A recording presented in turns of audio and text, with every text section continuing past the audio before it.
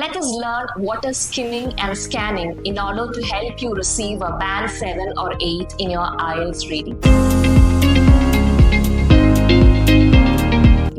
Skimming എന്ന് വെച്ചാൽ you are reading a text to get the gist of that text. ഒരു overall idea കിട്ടാൻ വേണ്ടിയിട്ട് നമ്മൾ വായിക്കുന്നതിനാണ് നമ്മൾ സ്കിമ്മിങ് എന്ന് പറയുന്നത്.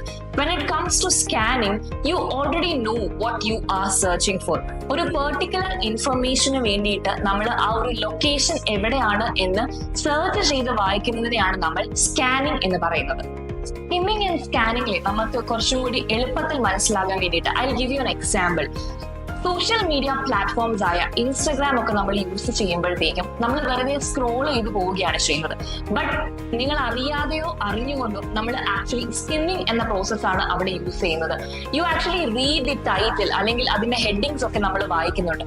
പക്ഷേ when it comes to something which is of our taste, നമ്മൾ അതിന്റെ ഓരോ ലൈൻസും ലൈൻ ബൈ ലൈൻ എടുത്ത് വായിക്കും. ഒരു ഡീറ്റെയിൽഡ് അനാലിസിസിലേക്ക് നമ്മൾ പോകും. ഇതിനെയാണ് നമ്മൾ സ്കാനിങ് എന്ന് പറയുന്നത്. എഫക്റ്റീവായിട്ട് നമ്മൾക്ക് ഈ സ്കിമ്മിങ് എന്ന് പറയുന്ന മെത്തേഡ് യൂസ് ചെയ്യാൻ സാധിക്കുന്നത് നമ്മൾക്ക് IELTSന്റെ റീഡിംഗ് സെക്ഷൻ കിട്ടുമ്പോൾ ഓരോ പാസേജസിലും ചിലപ്പോൾ ഒന്നിലധികമോ ഹെഡിങ്സ് അല്ലെങ്കിൽ ടൈറ്റിൽസ് കാണും. ഈ ഹെഡിങ്സ് ആൻഡ് ടൈറ്റിൽസ് വളരെ കെയർഫുൾ ആയിട്ട് വായിക്കുക.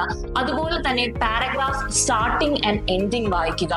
ബോൾഡ് ആയിട്ട് കൊടുത്തിരിക്കുന്ന ഇൻഫർമേഷൻസിനെയും നമ്മൾ നന്നായിട്ട് ഒരു ഡീറ്റെയിൽഡ് ആയിട്ട് വായിക്കുകയാണെങ്കിൽ നമ്മൾക്ക് നമ്മുടെ സ്കിമ്മിങ് എന്ന് പറയുന്ന പ്രോസസ്സ് നന്നായിട്ട് ചെയ്യുവാനായിട്ട് സാധിക്കും.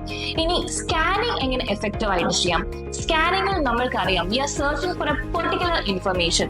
അതിനു വേണ്ടിയിട്ട് നമ്മളുടെ കയ്യിലുള്ള കീവേഡ്സ്, അതൊരു ഇയർ ആവാം, അല്ലെങ്കിൽ ഒരു വ്യക്തിയുടെ പേരാവാം, ഒരു ഇൻസ്റ്റിറ്റ്യൂഷന്റെയോ ഓർഗനൈസേഷന്റെയോ ഒക്കെ പേരാവാം, അതും അല്ലെങ്കിൽ എന്തെങ്കിലും ഒരു ഡെസ്റ്റിനേഷൻ ഒക്കെ ആവാം.